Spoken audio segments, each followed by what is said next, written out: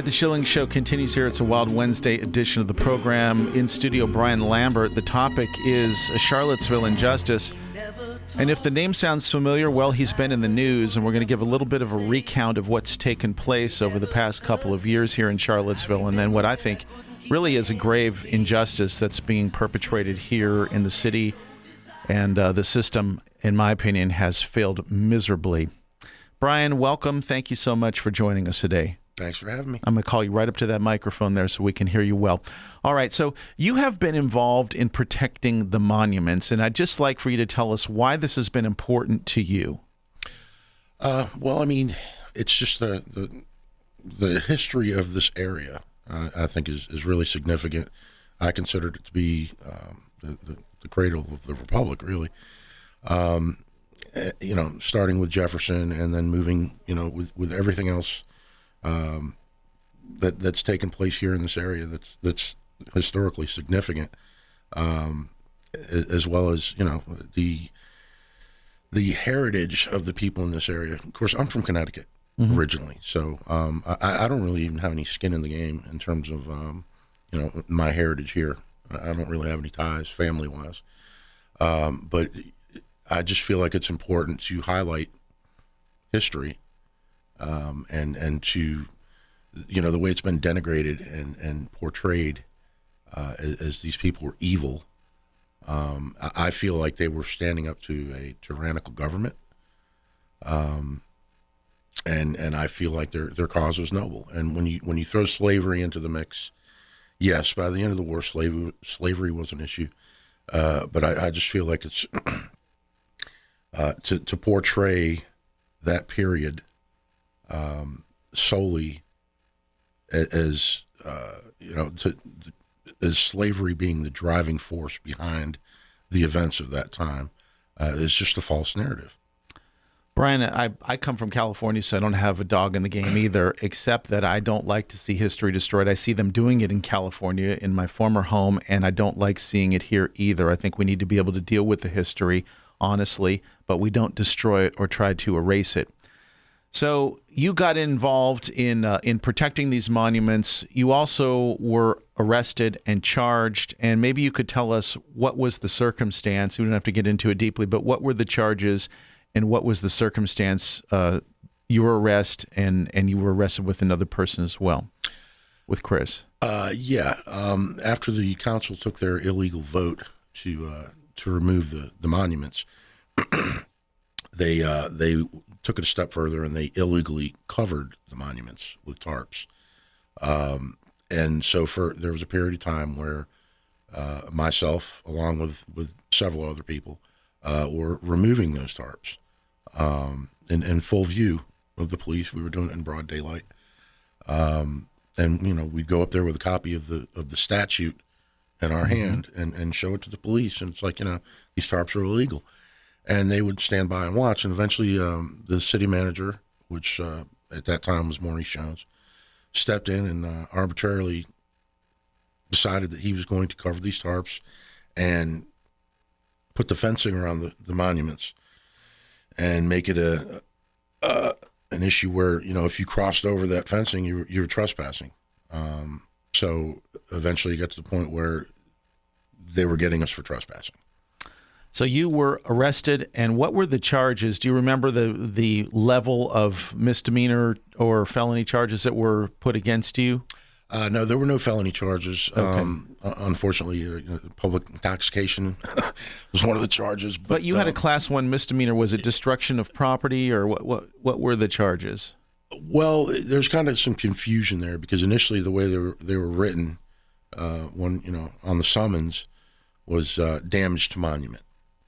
But by the time I got to court, the charge that I was charged with was basically trespassing.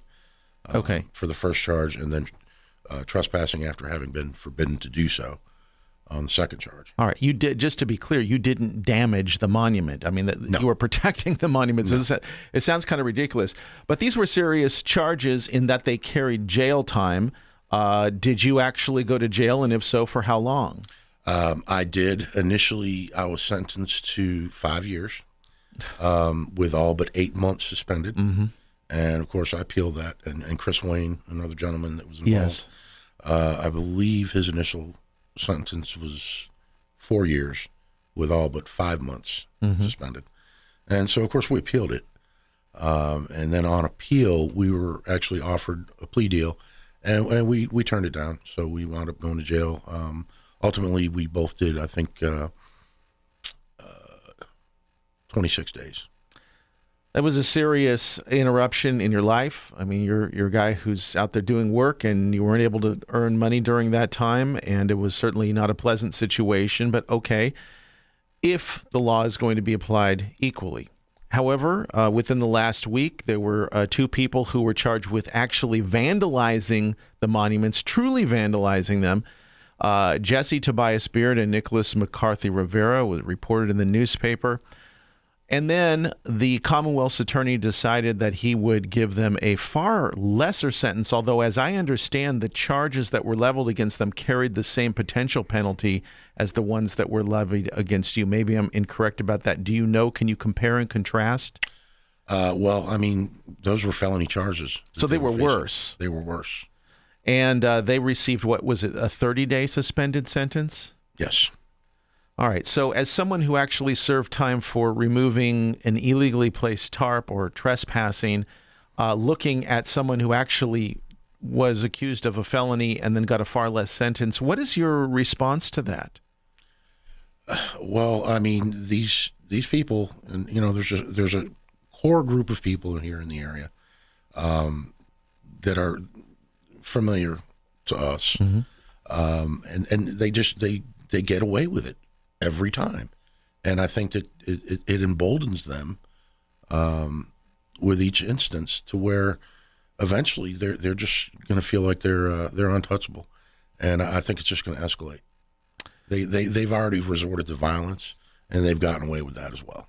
I want to talk about that in our remaining 2 minutes or so. We're talking with Brian Lambert about injustice in Charlottesville. So you say resorting to violence.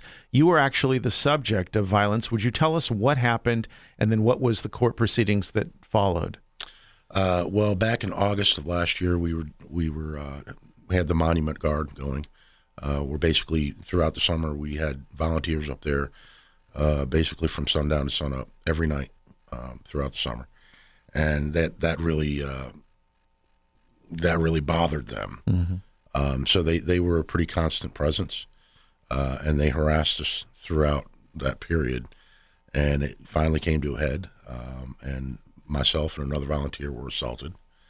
Of course, we called the police. A report was filed, a warrant was issued, and I think it was continued 4 or 5 times. And then eventually the case was finally heard this past Thursday, and he was found not guilty. So, I don't want to go into any deep detail. We don't really have time for that, but the assault did happen against myself and this other individual. And, the prosecution was really kind of weak-kneed. They didn't really go after him with the gusto, if you will, that they pursued us with, because they were, they didn't hold anything back when they prosecuted us. They just were pretty relentless. Whereas in this case, they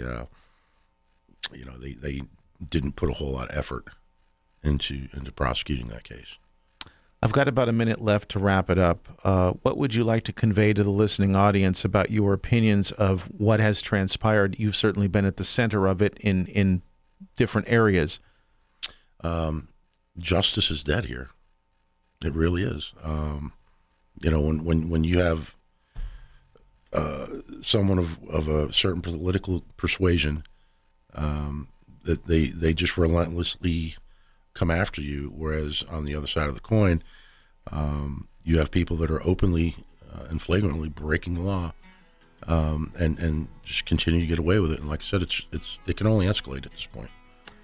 Brian Lambert, thank you so much for coming in to talk about it. I know it's a painful situation to really live in a place where there isn't justice, and I know you were willing to pay the price, but it's certainly not fair that others have committed greater deeds against you and against the community and are let off, and that's got to be very, very hard. to look at and to contemplate. Thanks for joining us today on the Schilling Show. Thank you.